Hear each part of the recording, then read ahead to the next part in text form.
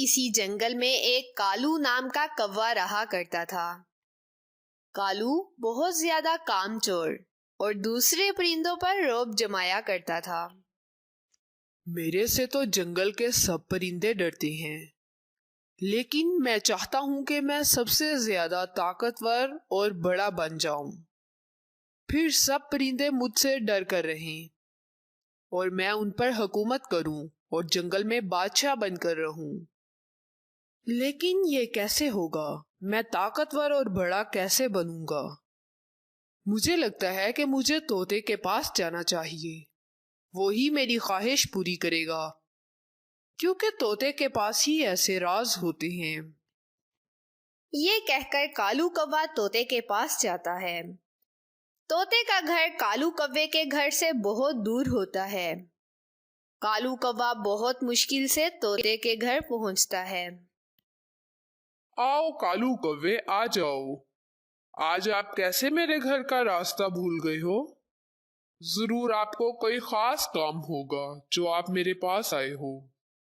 طوطا بھائی، آپ ایسی بات تو نہ کریں کہ مجھے کوئی کام ہوگا تو تبھی میں آپ کے پاس آؤں گا۔ میں تو اپنے طوطے بھائی سے ملنے آیا ہوں۔ کالو بھائی، آپ مجھے مکھن لگانا بند کریں اور سیدھے سے بتائیں آپ کو کیا کام ہے۔ کالو کوا شرمندہ ہوتے ہوئے طوطے سے کہتا ہے، طوطا بھائی، ویسے تو جنگل کے سب پرندے مجھ سے ڈرتے ہیں اور میرا حکم مانتے ہیں، لیکن میں چاہتا ہوں کہ میں اور زیادہ طاقتور ہو جاؤں اور جسامت میں بھی بڑا ہو جاؤں، تاکہ سب پرندے مجھ سے ڈر کر رہیں اور جنگل میں ان کا بادشاہ بن کر رہوں۔ کالو بھائی، تمہیں میں جتنا مکار سمجھتا تھا تم تو اس سے بھی زیادہ مکار ہو۔ اب تم میرے پاس آ ہی گئے ہو تو میں تمہاری یہ خواہش پوری کر دیتا ہوں۔ یہ لو، یہ پھل کھا لو، اس کے کھاتے ہی تم اور زیادہ طاقتور اور بڑے ہو جاؤ گے۔ کالو وہ پھل کھا لیتا ہے۔ پھل کھاتے ہی کالو بہت زیادہ طاقتور اور بڑا ہو جاتا ہے۔ ارے واہ طوطا بھائی، آپ نے تو کمال ہی کر دیا۔ میں تو پہلے سے بڑا اور بہت زیادہ طاقتور ہو گیا ہوں۔ بہت بہت شکریہ آپ کا۔ طوطا بھائی، میں جنگل میں جا کر سب پرندوں کو دکھاتا ہوں۔ یہ کہہ کر کالو کوا وہاں سے سیدھا جنگل میں دوسرے پرندوں کے پاس جاتا ہے۔ راستے میں اسے سب سے پہلے چڑیا ملتی ہے۔ چڑیا کالو کو دیکھ کر ڈر جاتی ہے۔ کون ہو تم اور کہاں سے آئے ہو؟ میں نے اتنا بڑا اور اتنا طاقتور پرندہ کبھی نہیں دیکھا۔ میں ہوں کالو کوا، مجھے بہت سی طاقت ملی ہے اور میں جنگل کا سب سے بڑا پرندہ بن گیا ہوں، تاکہ تم سب پرندوں پر اور اس جنگل پر راج کر سکوں۔ اور میرے ہوتے ہوئے یہ دانا کہاں لے کر جا رہی ہو؟ ادھر لاؤ دانا اور دفع ہو جاؤ۔ جی کالو کوا، آپ ہی ہمارے اور جنگل کے بادشاہ ہو۔ یہ دانا آپ کے لیے ہی ہے، میں تو روزانہ آپ کو دانا لا کر دیا کروں گی۔ یہ کہہ کر چڑیا دانا چھوڑ کر وہاں سے چلی جاتی ہے۔ کالو کوا بہت خوش ہوتا ہے کہ جنگل کے سب پرندے اس سے اور زیادہ ڈرنے لگ گئے ہیں۔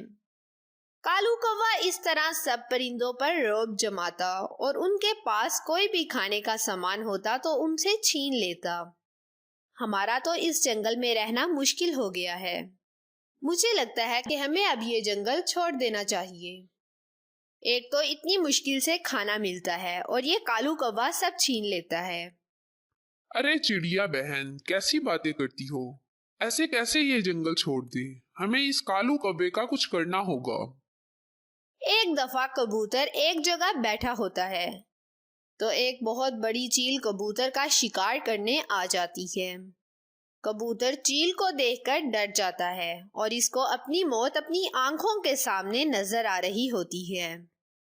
تبھی کبوتر کے ذہن میں ایک ترکیب آتی ہے۔ کبوتر چیل سے کہتا ہے، اے چیل، اگر تم مجھے نہیں کھاؤ گی تو تمہیں ایک بہترین شکار دلوا سکتا ہوں میں، اور وہ شکار اتنا بڑا ہوگا کہ تمہیں بہت سے دنوں تک شکار کرنے کی ضرورت نہیں ہوگی۔ کون سا شکار ہے وہ؟ اگر تم نے میرے ساتھ جھوٹ بولا या मेरे साथ धोखा किया तो मैं तुम्हारा वो हाल करूंगी कि तुम्हारी 7 नस्लें कभी झूठ नहीं बोलेंगी। आप मेरे साथ चले। अगर आपको शिकार पसंद ना आए तो आप मेरे साथ जो मर्जी कर लेना, मैं उफ तक नहीं करूंगा। ये कहकर कबूतर चील को लेकर कालू कव्वे के घर की तरफ चला जाता है। चील जब कालू कव्वे को देखती है तो वो बहुत खुश होती है। ये तो बहुत बड़ा शिकार है। कबूतर ने तो ठीक कहा था। अब तो मैं इसका बड़े मजे से शिकार करूंगी और बहुत दिन तक इसका गोश्त खा सकूंगी। कालू कौवा जब चील को अपने सामने देखता है तो बड़े मजे से कहता है, अरे ओ चील की बच्ची, तू यहाँ क्यों मरने आ गई है? क्या तू देख नहीं रही कि मैं कितना ताकतवर हो गया हूँ? ये तो वक्त ही बताएगा कि यहाँ कौन मरने के लिए आया है। ये कहकर चील और कालू कौवा एक दूसरे पर हमला कर देते हैं। इन दोनों की लड़ाई में चील कालू कौवे को जान से मार देती है। जब कबूतर देखता है कि कालू कौवा मर गया है, वो बहुत खुश होता है और वो तेजी से जंगल के परिंदों की तरफ जाता है ताकि इनको खुशखबरी दे सके। कालू कौवे की मौत की खबर सुनकर सब परिंदे बहुत खुश होते हैं और सुकून का सांस लेते हैं कि वो सब कालू कौवे के जुल्म से निजात हासिल कर लेते हैं। इस कहानी से हमें ये सबक मिलता है कि जब जुल्म हद से बढ़ता है तो मिट जाता है।